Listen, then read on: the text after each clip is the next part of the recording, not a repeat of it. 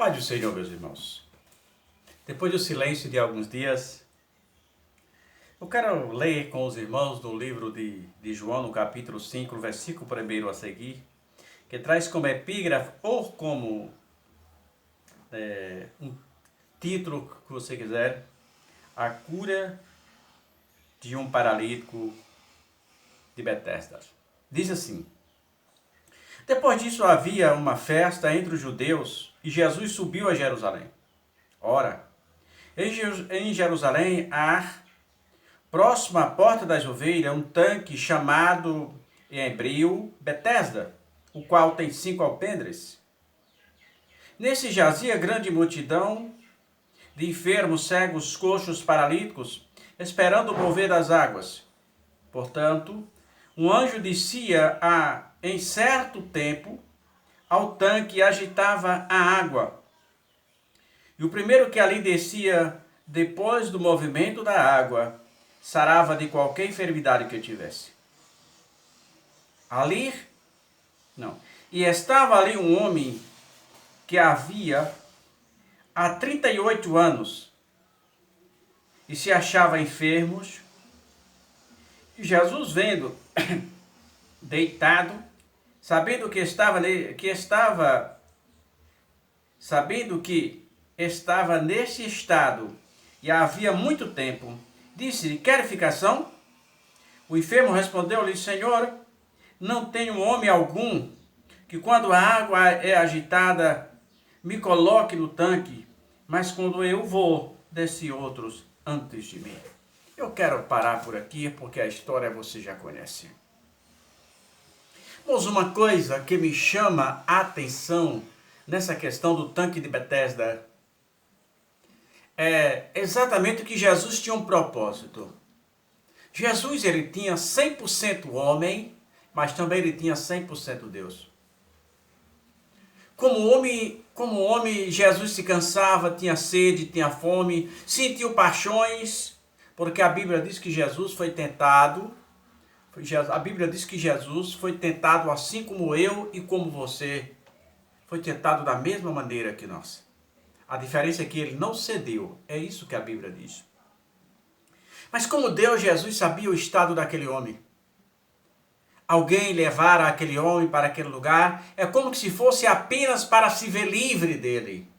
Porque não levou, ele deixou no tanque de Betesda e deu assistência a ele. Não, vamos hoje, vamos amanhã. Não, mas ali abandonou ele. E ele estava naquele estado há 38 anos. Abandonado, porque sempre por dificuldade de locomoção, paralítico, não tinha como chegar. Sempre que tentava, outro chegava primeiro do que ele. E chegou Jesus.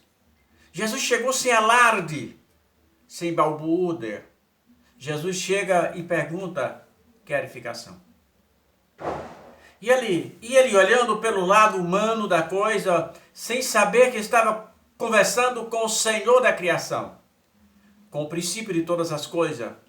Ele diz: Senhor, quando o anjo desce, Senhor, eu que agita as águas, eu não tenho ninguém, Senhor. Quando eu vou tentar me aproximar do tanque, outro já desceu primeiro do que eu. E assim aquele homem estava naquela persistência, irmão, há 38 anos. E você vê que ele não reclamou da vida para Jesus. Ele reclamou de que não tinha ninguém para ajudá-lo. Mesmo há 38 anos, mendigando, abandonado pelos seus parentes, à margem de um tanque, esperando as oportunidades, que a Bíblia diz que eram muitos enfermos. Mas aquele homem tinha a esperança de que um dia chegaria a sua vez. E chegou.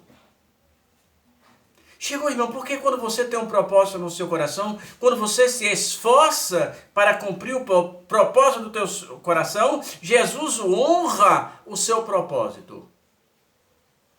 Jesus honra aqueles que se esmeram. Jesus honra aqueles que têm um objetivo, que têm um alvo, que têm um pódio a almejar. Não, eu quero chegar no topo. Jesus honra isso. E Jesus olha para aquele homem, diz: levanta, toma tua cama e anda. Que coisa, irmão. Irmãos, o que eu quero falar com você? Talvez você esteja sofrendo com 8, 10 dias, 15 dias, 1 ano, 2 anos, 3 anos, e você já esteja totalmente desesperado. Aquele homem estava há 38 anos, na mesma posição, no mesmo lugar. Ele não pediu: me leve de volta para uma casa, para um abrigo. Não, ele não pediu: não, a minha hora vai chegar. E chegou.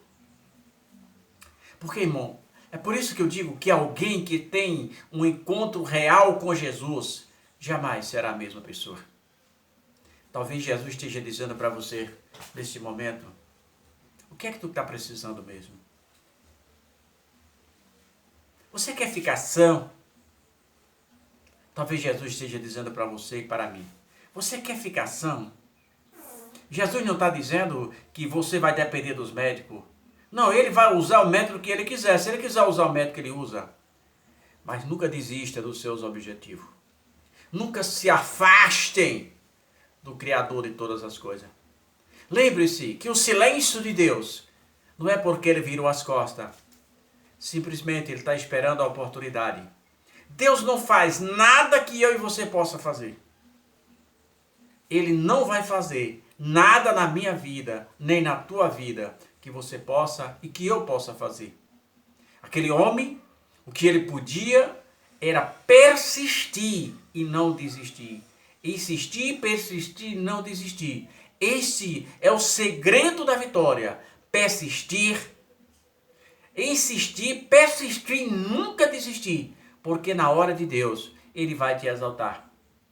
E outra coisa, não peça para que Deus elimine os teus inimigos, porque assim a sua vitória não fará muito sentido. Eles precisam estar de pé para ver Deus te exaltando. Davi diz no Salmo 23 que prepara uma mesa na presença dos meus adversários e unge a minha cabeça com óleo e o meu cálice transborda. Aí ele diz: certamente que a bondade e a misericórdia do Senhor me seguirão todos os dias da minha vida. Pense nisso, pense nisso. Aguarde mais um pouco. Ore, agradeça a Deus, que assim como o cego de Jericó, a tua hora vai chegar. Pense nisso.